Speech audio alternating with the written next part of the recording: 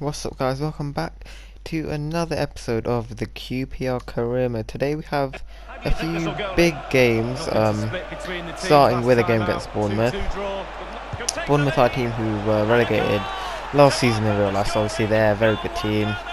And we were playing them away as well on the south coast, so it was going to be a tough game, but we started the game very well with Bright Samuel getting the first goal of the game.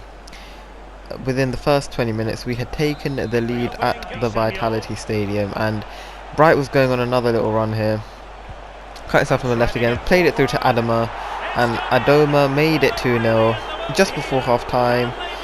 Bournemouth fans were booing, they were not happy, but you know, we needed to be in good form heading into our next game, because that was against Nottingham Forest. So to come here to the Vitality and be 2-0 up at half-time against a very good Bournemouth team, I thought that was nice to see. Showed that we do have the credentials to challenge for the title, even though we had 33% possession. Willock had a chance 10 minutes into the second half, but it was a good save from their keeper. And just a couple of minutes later, Bournemouth managed to get a goal back to put them back into the game.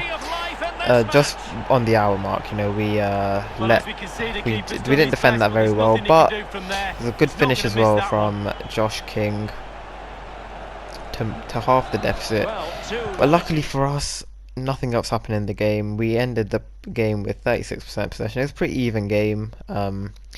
Nice to see us win, but unfortunately another big injury. Amos was out for 3 months, and he's been quite good for us as well. So like, he's obviously getting more game time with Cameron declining in stats, and that was bad news going into the Nottingham Forest game, especially when Lyndon Dykes missed a chance after 7 minutes, and then Barbe hit the crossbar from a free kick.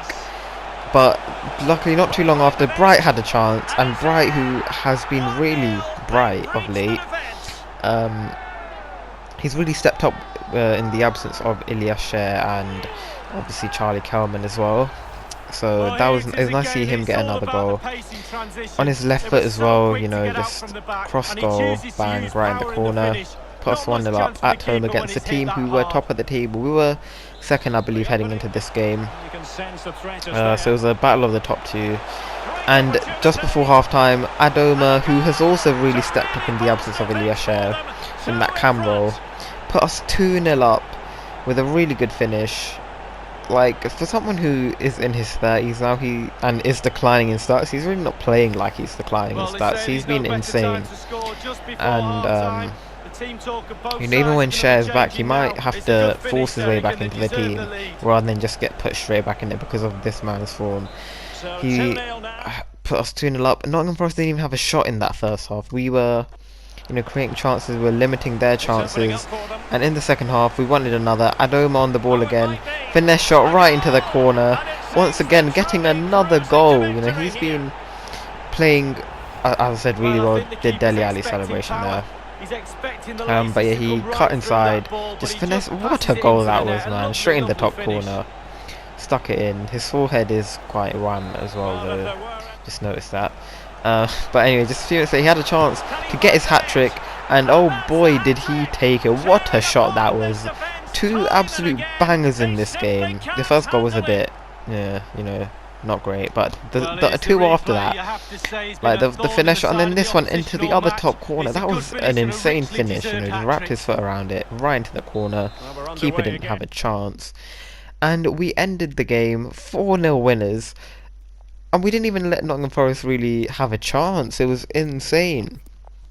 But anyway, we had our Scout report after that match, and we got two decent plays. We got Zachary Hutton along with a guy called Drake. So obviously when he gets promoted, I'm gonna have to clickbait that, because, you know, we signed Drake. That also does mean I can't release him now, but yeah, anyway, Zachary Hutton looks he looks like he'll be very good in the future. Right now though, being 51 rated, I'm not too sure if he will get a chance in the next couple of seasons. But anyway, the next game was against Blackburn Rovers, and once again Bright Samuel, who's been in insane form, scored yet another goal, made it 1-0 within 10 minutes. You know, just bright things It's a good goal. Shame that he's leaving QPR in real life. I know, you know, he's a very promising player, and I don't know why he's gone to play in Turkey, but good goal anyway. He was now to double figures for the season, and you know, Blackburn weren't going to just sit down and let us win. They equalised after I kind of played it around, or not played it around, I kind of didn't clear the ball when I probably should have, so it was kind of my fault. Don't know what I was doing there, you know. It was a very bad error from me. And Joe here managed to get his first goal of the season, and just a few minutes later Blackburn went again, and Blackburn scored again, and we were 2-1 down, and this was like uncharted territory. We had been playing really well the last couple of games. We had a clean sheet in the last match, you know, we were defensively very sound, and this game to concede 2 in the matter of like 5 minutes. Well, we can see it again here. It was a bit disappointing, but I just fell right back to him after the show. It was, crossing is very hard to defend against on FIFA. But anyway, a few minutes later we had a chance, and it was 2-2 after 24 minutes. And again, it was Albert Adoma who equalised. Picked the ball up from the left, right side again. The centre back just don't know what he did, but really good finish again. You know, straight into the corner, no chance for the keeper. He got his 7th goal of the season there, and we were level at half time. Blackburn were the better team, I can't lie, but you know, we were level, so that was good. But then once again, another cross, another goal for Blackburn. Clearly they have found my weakness on the game, and yeah, it was just a good header from Gallagher again. You know, it was kind of lucky because it fell to their guy, but it was a good header. Maybe Kelly could have done a bit better. It was pretty much at him, but good header there from Sam, and I was a bit angry here, but luckily we managed to equalise just a couple of minutes later. It was a very end-to-end game here, you know, what one team scores and the other equalise. Very good to watch if you were a neutral fan. But yeah, that was a very nice pass, and Bright, you know, he did scuff it a little bit, but luckily he was so close to the goal, it didn't really matter, and he once again, you know, got us back into the game. 3-3. 5 minutes later we had another chance. Albert Adoma, he got tackled, but it fell to Bright Osei Samuel, who scored yet again. That was his hat-trick to make it 4-3. And now obviously we couldn't sit there say, oh, the job's done now, because we know that Blackburn had already equalised and gone ahead within a few minutes, so we had to be very careful and maybe try and get another goal to potentially fully kill the game off, because I felt like we needed at least one more, and we got that with Macaulay Bond running through. The Blackburn defenders just didn't want to tackle him, and he just finessed it into the corner, and within the matter of 10 minutes we had scored 3 goals to really dampen Blackburn's spirits, who had played quite well in this game, to be honest, like especially in that first half. I think we were quite lucky to go in level. It wasn't the greatest finish from Bond there, but it went in, and that's all that matters.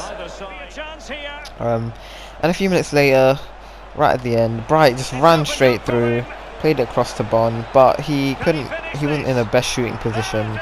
He played it back to Willock though, and he was in a good shooting position, smashed it in at the near post to make it 6-3 against a team who once refused to sign Zinedine Zidane.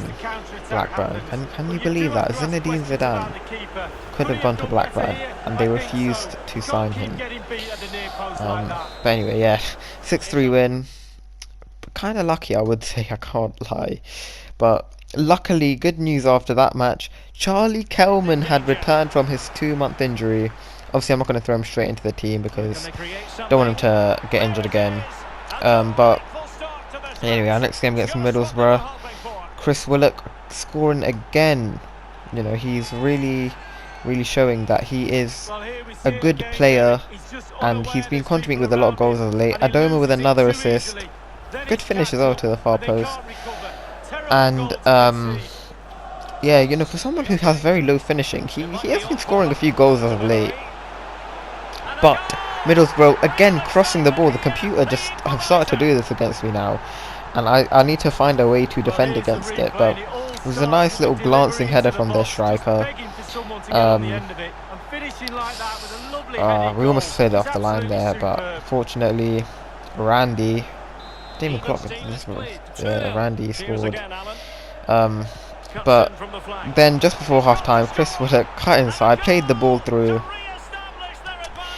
to Lyndon Dykes, and Lyndon Dykes scores again. You know, he's been a player who I've criticised a little bit, but also given a bit of praise to, and it was a good finish. He was in a lot of space. If he did miss that, would have been questioned. But it's a really good finish, to be fair, right into the top corner.